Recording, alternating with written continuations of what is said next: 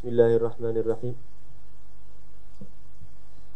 Alhamdulillahi rabbil alamin, bihi nasta'in ala amri dunya waddin, sallallahu wa sallam wa baraka ala sayyidina Muhammadin wa ala alihi wa sahbihi ajma'in. Alhamdulillah, kita bersyukur kepada Allah Subhanahu wa taala atas nikmat yang Allah berikan pada kita. Bersyukur kepada Allah Subhanahu wa taala yang mana kita dapat hadir dalam majlis, sama ada melalui online ataupun yang hadir bersama. Walaupun yang hadir bersama tak ramai dan kita terpaksa hadkan bilangan hadir, memang sengaja kita tak war-warkan untuk hadir, dikarenakan kita hormat syarat-syarat SOP PKP sekarang ini. Maka kita tak galakkan untuk beramai-ramai hadir bersama. Namun begitu, yang hadir secara online tetap dikira minal hadirin, insya-Allah. Atas niat masing-masing, moga kita semua dikira minal hadirin di dalam majlis maulid ini. Dan kita juga merafakkan setinggi syukur kepada Allah Subhanahu wa taala atas peluang yang Allah berikan untuk kita masih lagi hadir dalam majlis maulid. Al-Imam Al-Habib Ali bin Muhammad bin Hussein Al-Habsyi, beliau menyebutkan Za majma'il maulid yujallil kurub, Za waqt taubatak yal asi idza batatub. Inilah majlis maulid. Majlis maulid Nabi SAW adalah majlis maulid yang yujallil kurub, yang menghapuskan segala kerisauan, yang menghabiskan segala masalah, yang menghilangkan segala gundah gulana. Inilah majlis maulid. Yang dalam majlis maulid itu, orang yang risau dengan duit, Allah hadirkan dalam majlis maulid, tenang dirasa. Sambung pengajian kita daripada kitab Petunjuk Tarikat ke Jalan Akhirat, muka surat 16. Bila berniat, amalkanlah segera. Subhanallah. Nama kitab Petunjuk Tarikat ke Jalan Akhirat. Ni rupanya. Nampak? Bagus juga majlis online ni. Boleh tunjuk. Petunjuk Tarikat ke Jalan Akhirat ni korang oleh Imam Al-Haddad. Muka surat 16. Bila berniat, amalkanlah segera. Orang putih sebut apa? Procrastinate. Procrastinate. Menangguh-nangguhkan. Menangguh-nangguhkan. Pagi ni macam malas lah. Pagi ni sejuk pula, hujan turun ni apa semua. Malam tadi memang aku tidur lambat. Dah berapa lama dah aku subuh ni, lepas subuh aku tak tidur, aku terus ibadat. Pagi ni aku dah tak larat sangat dah ni. Malam semalam aku tidur, malam semalam aku tidur lambat. Pagi ni nak paksa boleh, tapi rasa macam tidur lagi sedap. Kebetulan pula pagi ni hujan. Tangguh sikit lah. Tangguh, tidur tak bangun-bangun dah. Sebab tu tak boleh tangguh. Khususnya amalan yang kita dah istiqamah. Amalan yang belum istiqamah memang kita tahu kena terus buat supaya sampai ke istiqamah. Yang belum buat kena buat. Amalan yang belum buat, amalan yang dah buat, yang dah istiqamah, lagi tak boleh ditangguhkan. Sebab apa?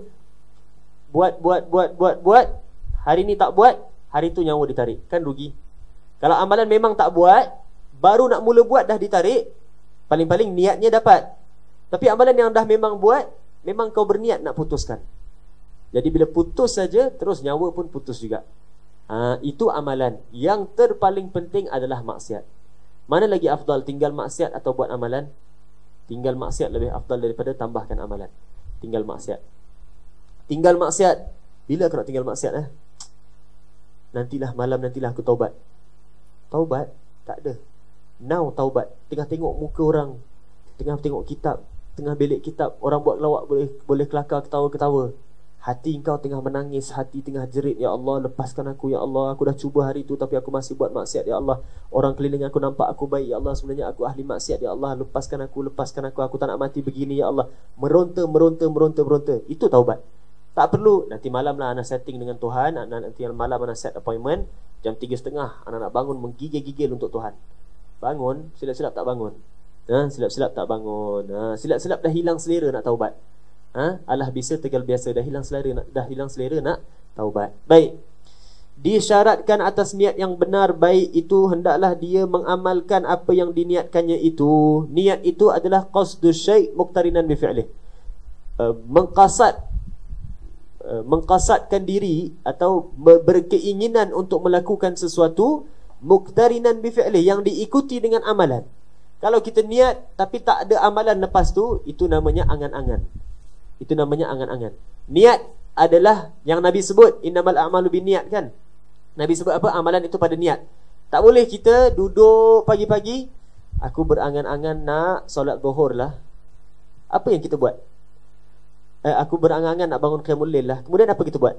Sembang tengah malam, tidurnya lambat, buat perkara yang bukan-bukan apa semua, alam tak set lah apa semua, tak ada pasang niat, tak ada ambil wuduk, tak ada baca zikir-zikir untuk mudahkan bangun tidur apa semua. Itu jadi angan-angan kosong. Qasdu syai' muqtarinan bi fi'lih. Dah qasad nak buat sesuatu, terus dengan amalannya. Apa dia amalan? Malam ni aku nak bangun qiyamul lail, terus set alam.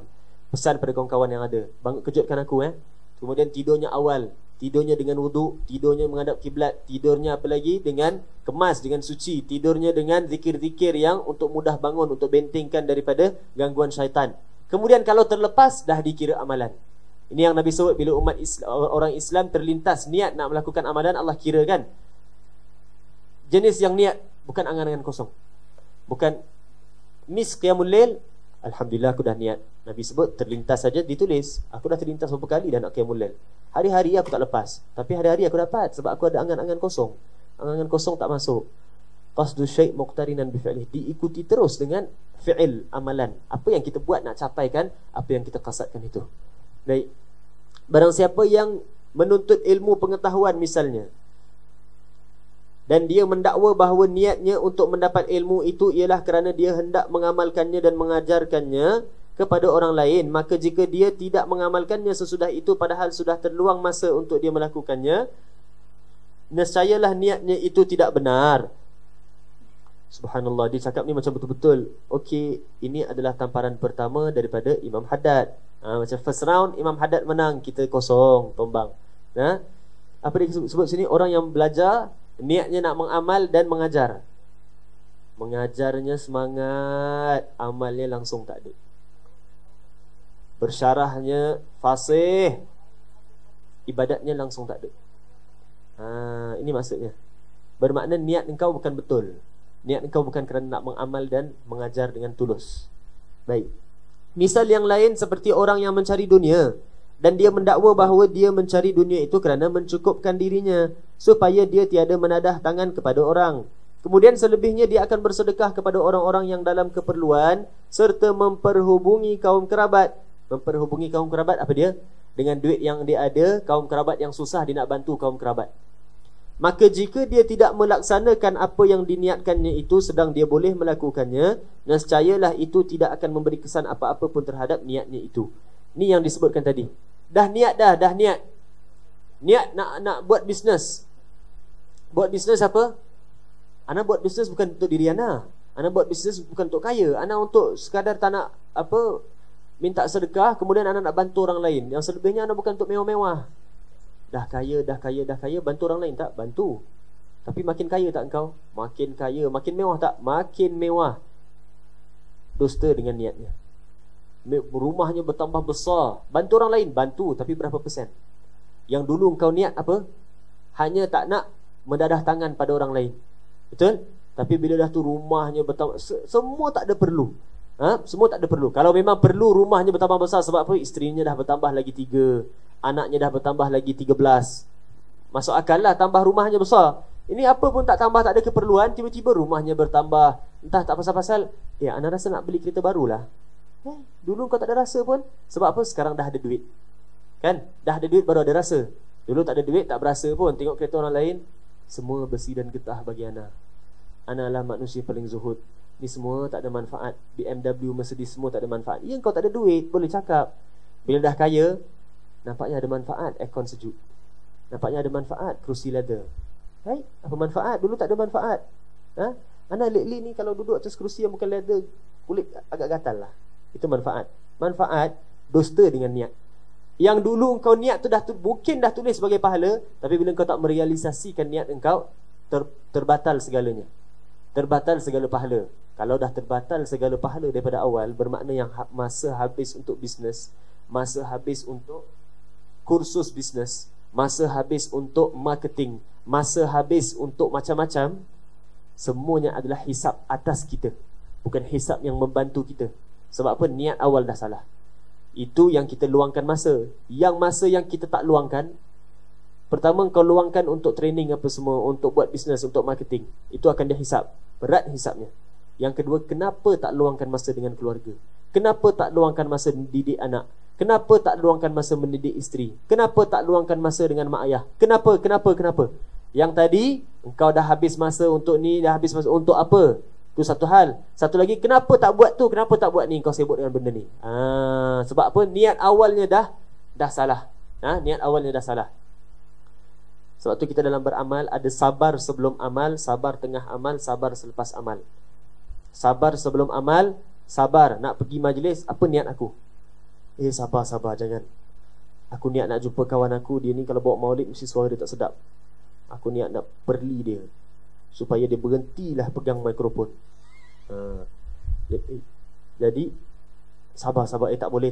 Aku kena betulkan niat aku untuk Nabi SAW. Sabar untuk amalan. Dah sampai dalam majlis maulid, betul kawan dia pula yang pegang mikrofon.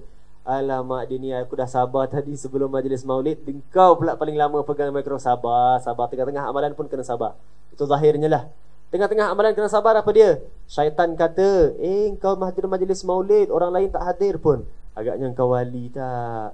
Agaknya engkau orang soleh tak? Agaknya maksiat yang kau buat sebelum ni tak payah taubat, dah diampunkan. Sebab tu Nabi jemput kau hadir maulid, tak payah taubat. Itu sabar tengah-tengah amalan.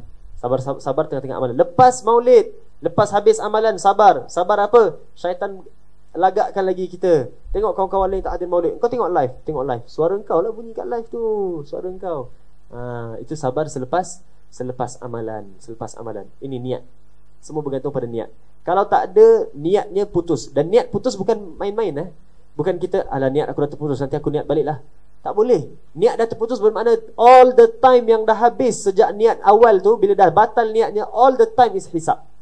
Semuanya adalah azab kepada kita. Dia hisab tu sahaja adalah azab untuk kita. Baik.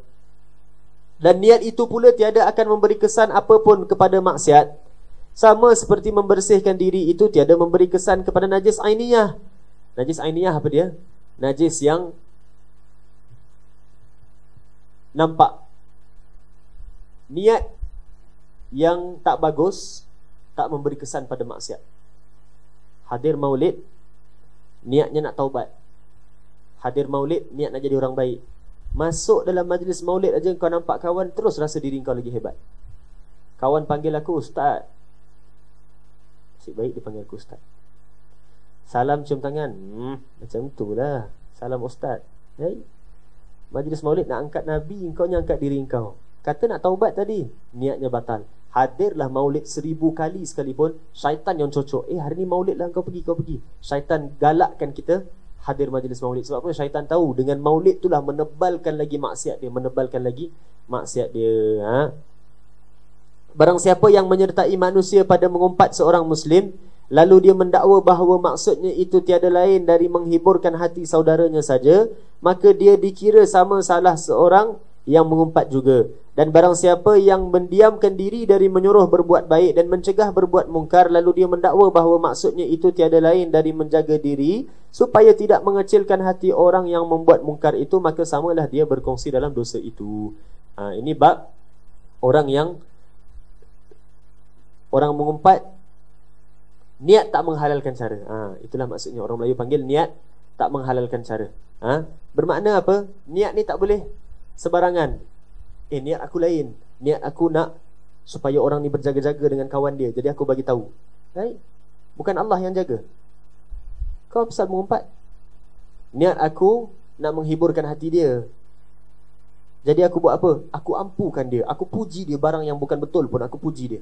Sebab apa? Sebab aku nak hiburkan dia, aku nampak dia sedih. Bukan Allah yang hiburkan dia. Kitanya apa? Maintain dengan syariat Allah Ta'ala. Halal haram tetap halal haram. Walau kawan kita tak suka sekalipun, yang mensukakan dan yang tidak mensukakan dia adalah Allah Ta'ala. Niat tak menghalalkan cara. Subhanallah. Hatta dalam, kita sebut anak dan parents, ataupun husband and wife, suami isteri. Suami isteri nak berhibur, atau anak-anak beranak nak berhibur. Pergi mana? Jom kita pergi tengok wayang. Kan maksiat. Jom kita tengok movie. Kan maksiat. Tapi dah bosan lah lately ni. Rasa macam bila tengok movie pula jadi happy. Mungkin waktu tengah tengok movie tu happy, lepas tu akan ada masalah. Sebab apa? Happiness hanya pada mematuhi syariat Allah Ta'ala. Subhanallah. Ada satu orang pernah tanya pada gurunya, Syekh, anak nak tanya, apa soalannya? Normal ke, adakah biasa bagi perempuan-perempuan ni yang kahwin, isteri-isteri ni, bila dapat suami, adakah menjadi adat untuk setiap perempuan tu jadi membebel aja pada isterinya, mengomel aja pada isterinya? Biasa ke? Syekh cakap apa? Bukan. Tak biasa. Depends. Bila suaminya buat perkara bukan-bukan, isterinya akan terlebih dahsyat membebelnya. Sama ada memang zahir isterinya nampak suami dia punya kesalahan, maka isterinya bebel, ataupun memang tak tahu apa pasal isterinya asyik nak buat suaminya marah aja, tak tenteram aja. Sebab apa? Suaminya dah buat hal. Bermakna apa? Happiness hanya pada mentaati Allah Ta'ala. Zahir engkau bagi isteri gitu, bagi anak yang termewah, yang terpaling hebat, untuk hiburkan dia, untuk dibuat happy. Rumah besar ni bukan untuk apa? Untuk happykan keluarga. Rumah besar, mewah, tak happy.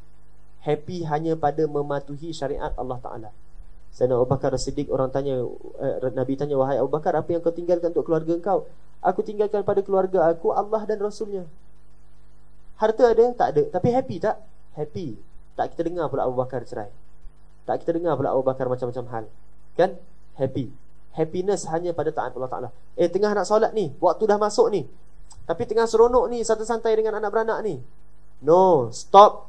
Kesantaian yang happiness yang sekarang kau ada, nak jaga. Kalau nak terus happy, teruskan solat. Taat Allah Ta'ala. Patuhi syariat Allah.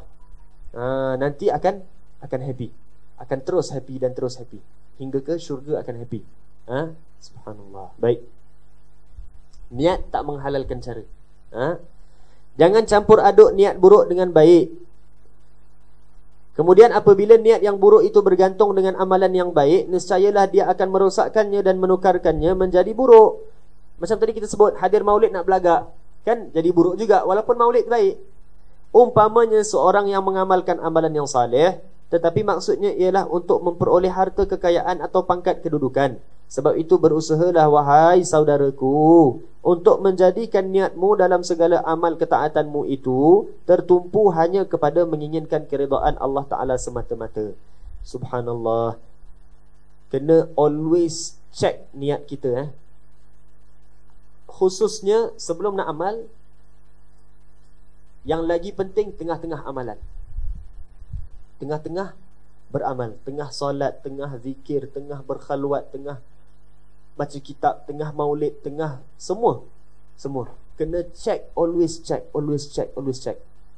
Wali-wali Allah, dia punya check niat dia sampai berubah muka dia daripada berkerut kepada senyum pun dia check amal niat dia.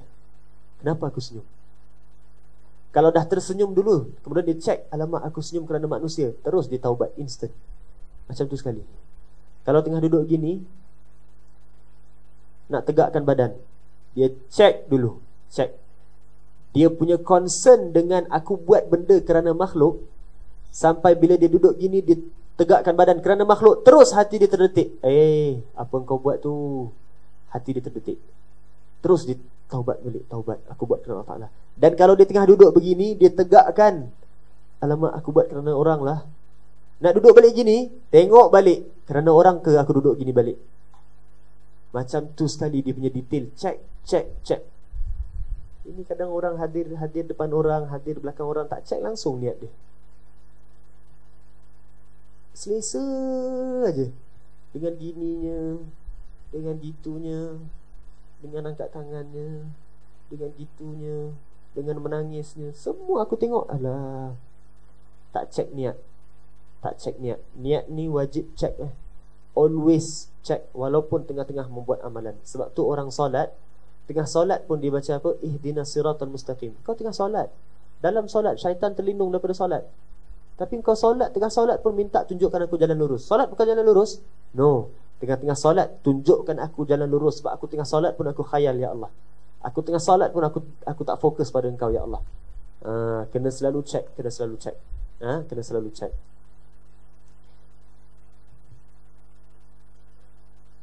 Nanti dia akan sebut lepas-lepas ni, antara benda yang sangat-sangat bagus untuk memantapkan niat kita semata-mata kerana Allah Ta'ala. Kan niat ni ginilah, ibarat ni gini, cawan. Cawan ni atasnya ada pen kan. Cawan ada atasnya ada pen. Sekarang betulkan niat. Niat aku nak ke depan. Betul? Niat engkau ke depan. Dalam cawan ni banyak lagi air dan banyak lagi pen-pen yang menunjuk ke arah sana, ke arah sini, ke arah situ. Zahirnya engkau tengah betulkan surface-nya sahaja. Dalamnya penuh mehnah dan tribulasi. Ayat orang kita kenal lah. Jadi pennya gini, dalamnya haru biru, bercelaru, bersepah. Tak apa, awal kita betulkan surface dulu. Sebab kita memang bukan ahli nak kenal dalam-dalam. Tapi aku nak insaf. Nak insaf, nak tak nak, dalam pun kena betulkan. Tak apa, mula dengan betulkan yang atas dulu. Tapi macam mana nak kalihkan dalam sampai kita boleh selak hati kita satu. Tak kita nampak, melainkan semua kotor belaka. Selak. Dan setiap kita selak, dah disurfacekan dengan yang cantik. Layer ni selak aja, ada satu surface very smooth line, cantik. Kalau kita berhenti situ, dah cantik dah hati aku rupanya. Kau tak sedar bawah tu banyak lagi keledak dan nanah. Buka selak yang halus tu, nanti nampak Allah tebalnya nanah aku. Sembuhkan satu. Tengok bawah, ada satu lagi surface yang halus, cantik. Stop dekat situ, fail lagi yang baki yang dalamnya. Satu-satu kena singkapkan. Begitu hati kita. Begitu hati kita. Dan yang kita sebut cawan ni bukan hidup kita punya hati tau. 1 detik punya hati. Bawa satu cawan. This one cawan represent 1 detik, bukan your whole life. Hati punya dalam dan punya halus. Macam mana nak singkap kalau tak ada bantuan Allah Ta'ala? Ulama sebut antara yang nak bantu kita singkap dalam-dalam hati adalah wirid dan zikir yang istiqamah. Yang kedua, jangan menjerumuskan kerap dalam maksiat. Dan yang ketiga adalah kita tak memakan rezeki yang syubhah. Syubhah tak boleh makan. Haram, bolehlah. Haram boleh, haram lagi tak boleh. Syubhah tak boleh, haram lagi tak boleh. Dan seterusnya bangun malam. Bangun malam. Baik. Kemudian jadikan niatmu dalam menjalankan segala amalan yang mubah. Amalan mubah apa? Amalan yang dibolehkan, iaitu adat. Dianya bukan ibadat, bukan maksiat. Jadikan niatmu dalam menjalankan segala amalan yang mubah itu semata-mata kerana bertujuan untuk membuat ketaatan kepada Allah Ta'ala sahaja. Contoh, yang mubah apa dia? Makan. Aku makan, tak aku makan, melainkan kerana untuk lepas ni lebih semangat untuk mentaati Allah Ta'ala. Tak aku makan kerana untuk meraihkan tuan rumah. Allah perintahkan aku untuk gembirakan tuan rumah. Maka semua kerana Allah Ta'ala. Bila niatnya baik, yang adat boleh jadi ibadat. Bila niatnya buruk, yang ibadat boleh jadi maksiat. Niat yang mengubahkan. Baik. Dan ketahuilah bahawasanya dalam suatu amalan itu boleh terkumpul niat-niat yang baik, dan bahawasanya orang yang mengamalkannya akan memperoleh buat setiap niatnya pahala yang cukup. Misalnya dalam ketaatan bahawa dia berniat membaca Al-Quran itu kerana bermunajat kepada Allah Ta'ala, maka sebenarnya orang yang membaca Al-Quran itu memanglah dia bermunajat kepada Tuhannya. Kemudian dia berniat hendak mendapat atau mempelajari ilmu dari Al-Quran, kerana memanglah Al-Quran itu induk segala ilmu. Kemudian dia berniat hendak memberikan manfaat kepada orang yang duduk mendengarnya dan orang yang turut mendengarnya, dan lain-lain yang seumpama itu dari niat-niat yang saleh dan baik. Dan misalnya dari yang mubah, anda meniatkan makan minum anda kerana menurut perintah Tuhanmu yang tersebut di dalam firman-Nya. Satu amalan boleh kumpulkan banyak niat. Dari segi fiqahnya lain, dari segi tasawufnya lain. Dari segi fiqah kan kita tahu solat satu sunat, solat sunat boleh gabungkan banyak-banyak niat. Tapi jangan sembrono. Aku niatkan, orang kata selepas zuhur, sunat zuhur 4 rakaat kan, 2-2 ba'diyah. Aku solat 2 rakaat. 2 rakaat, first aku niatkan 2 ba'diyah zuhur, aku gabungkan dengan 2 lagi. Dan aku masukkan juga taubat, dan aku masukkan juga istikharah, dan aku masuk juga hajat. Kena tengoklah yang mana boleh gabung, mana tak boleh gabung, kan? Mana boleh sunat lepas zuhur 4 rakaat kau gabungkan semua jadi 2. Itu baik Nabi tak payah suruh 4 rakaat, kan? Aku nak solat tarawih, sunnahnya 20 rakaat. Baik, tapi ana faqih, baru belajar dalam masalah muawanah. Solat 2 rakaat digabungkan semua, ya Allah, 20 rakaat dalam 2. Itu tak boleh lah, kan? Kena belajarlah apa solat yang boleh digabungkan, apa yang tak boleh digabungkan. Firman Allah Ta'ala, ya ayyuhalladzina amanu kulu min tayyibati ma razaqnakum. Wahai orang-orang yang beriman, makanlah yang baik-baik dari rezeki yang kami berikan kepada kamu. Anda boleh juga meniatkan dengan makan itu untuk bertakwa, membuat ketaatan kepada Allah Ta'ala, di samping tersebabnya ucapan syukur dari mulutmu terhadap Tuhanmu. Kerana dia telah berfirman, kulu mir rizqi rabbikum washkurulah. Makanlah dari rezeki Tuhan kamu dan bersyukurlah kepadanya. Makan dari rezeki Tuhan dan bersyukur. Allah suruh kita makan dan bersyukur. Kalau tak makan, macam nak bersyukur? Maka kita makan untuk bersyukur kepada Allah Ta'ala. Subhanallah, ni semua disebut dalam kitab niat Habib Sa'ad, kan? Kena ada niat makan apa semua. Makan untuk syukur. Makan sahaja banyak tau. Kita sehari makan berapa kali? 3 kali? No, bukan 3 kali. More than 3 times. Ana memang asal lalu dapur. Rumah pula dapur dekat je kan. Tempat ana duduk buat kerja kat rumah tu sekarang kan work from home. Duduk buat kerja kat bawah dekat ni ruang tu. Dapur belah sana je. Tak ana bangun pergi tandas dapur, melainkan ana keluar membawa habuan perut. Masuk aja keripik, masuk lagi gula-gula, masuk lagi, dah lunch time, makan lunch pula. Masuk lagi, buat air lah, cicah biskut. Kenapa cepat je kita cakap? Sebab kita pun buat, dah terbiasa. Jadi makannya banyak, syukurnya kurang. Syukurnya kurang. Sebab apa? Syukur ni ibadat. Kalau nafsunya banyak, ibadat kan kurang. Mana boleh nafsu banyak, ibadat banyak? Nafsu banyak, ibadat kurang. Nak ibadat lebih, kurangkan nafsu. Kurangkan nafsu, kurangkan makan. Tapi kalau kurangkan makan, kurang syukur? Tak. Kurang makan, sekali engkau makan tu, kau punya syukur sangat-sangat dahsyat. Sangat dahsyat. Sebab apa? Fokus, khusyuk, khudu'. Kita punya rendahkan diri di hadapan Allah Ta'ala tu lagi besar. Sebab apa? Hati kita dah clear. Ana makan sehari 5 kali atau 6 kali. Itu main dish. Di samping main dish ada chicken dish. Semua ada. Tapi ada syukur. Setiap kali makan ana syukur. Syukur yang tak ada kualiti. Kan kita dah sebut, awal mula syukur anggota badan adalah tak bermaksiat dengan anggota tersebut. Kau punya makan aja dah maksiat, macam mana kau nak syukur? Seolah-olah orang naik pentas ambil hadiah anugerah bintang harian, pegang, Alhamdulillah, aku bersyukur kepada Allah Ta'ala atas nikmat yang Allah berikan aku, pelakon perempuan yang terbaik. Tudung tak pakai, baju bukan main semangat. Kan tak elok. Sama, makan banyak untuk apa? Ana makan untuk syukur ni. Ana makan untuk syukur. Bukan untuk syukur, untuk syukur. Maka kiaskanlah dari 2 misal tersebut di atas tadi, selainnya daripada bermacam-macam ketaatan dan perkara-perkara yang mubah. Tetapi jangan lupa memperbanyak niat-niat yang baik sekadar yang terdaya olehmu. Di mana patut ditujukan niat? Kemudian niat itu dituju dan dimaksudkan salah satu dari makna ini. Ini niat untuk apa? Niatnya untuk apa? Tengok subhanallah. Imam Haddad ni, wali-wali Allah ni sungguh istimewa dan hebat. Dia boleh sebut pada kita niat engkau untuk apa. Bukan hanya dia remind kita untuk niat tau. Dan bukan dia remind kita untuk perbaharui niat. Bukan dia remind kita untuk niat-niat yang ada. Bahkan dia remind kita apa yang patut engkau niatkan. Apa yang patut, apa yang tak patut. Subhanallah.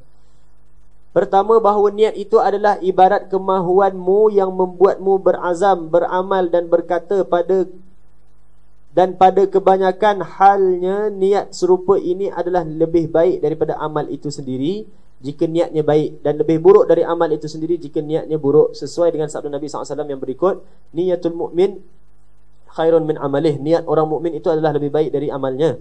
Cuba anda lihat apa kata sabda ini, yakni dia mengkhususkan orang mukmin dalam ungkapannya. Baik. Niat yang pertama disebut ibarat kemahuanmu yang membuatmu berazam. Niat ni yang dikata dekat atas, mana nak tujukan niat?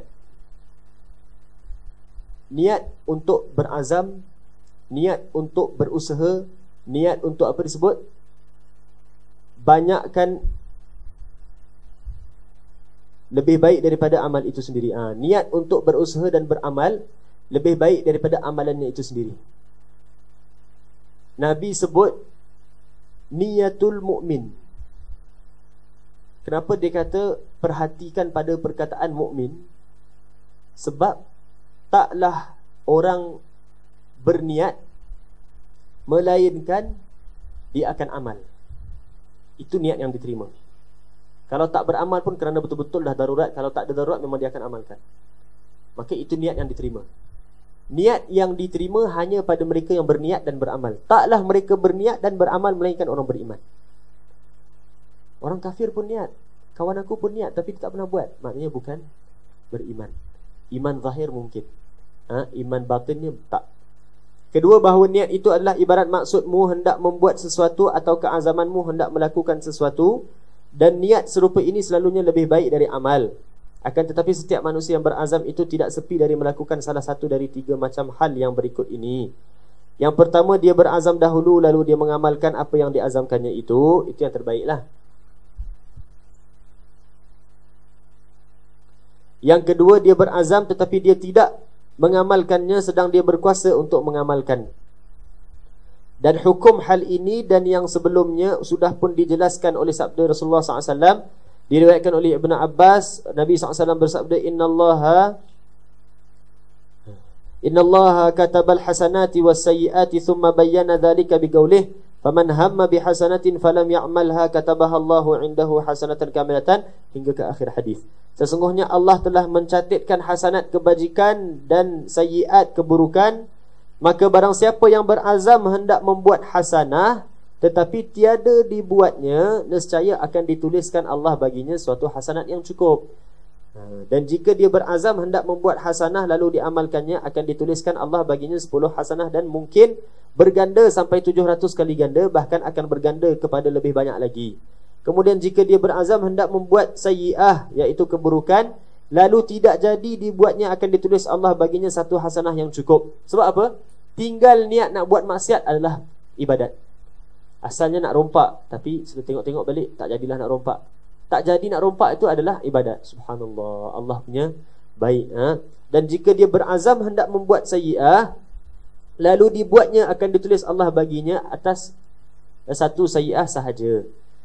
Keadaan ketiga, dia berazam hendak melakukan sesuatu yang tidak dapat dilakukannya, lalu dia berkata pada dirinya, kalau aku boleh buat, akan aku lakukannya. Maka baginya pahala niat apa yang mahu dia amalkannya itu jika perkaranya baik. Begitu pula baginya dosa niatnya itu jika perkaranya jahat atau buruk. Dalilnya Nabi SAW bersabda, manusia itu terbagi kepada 4 kategori. Seorang lelaki yang diberikan Allah ilmu dan harta kekayaan, lalu dia perbuat terhadap hartanya dengan ilmunya. Maka ada seorang lain yang mengatakan, jika aku diberi Allah ilmu dan harta sama dengan apa yang diberikan kepadanya, nescayalah aku akan berbuat sama dengan apa yang dibuatnya itu. Kedua-dua orang ini dalam ganjaran pahalanya sama belaka. Seorang memang ada harta dan dia bagi. Seorang lagi tak ada harta tapi niat nak bagi, dapat sama. Tengok lepas tu disebut lagi, seorang lelaki yang lain diberi Allah harta kekayaan tetapi tidak pula diberikannya ilmu, lalu dia mempersalah belanjakan hartanya lantaran kejahilannya itu. Maka ada seorang lain yang mengatakan, jika aku diberi Allah harta sama dengan apa yang diberikan kepadanya, nescayalah aku akan berbuat sama dengan apa yang dibuatnya. Kedua-dua orang ini dalam balasan dosanya sama belaka. Sama. Orang yang ada duit buat dosa, dosa. Orang yang tak ada duit tapi buat dosa, niat nak buat dosa, dosa juga. Tengok rumah besar-besar, kalau aku ada duit, aku buat rumah besar gini, dosa sama. Sama macam orang yang membazir dekat buat rumah besar-besar tak ada faedah, sama. Walaupun dia tak ada harta.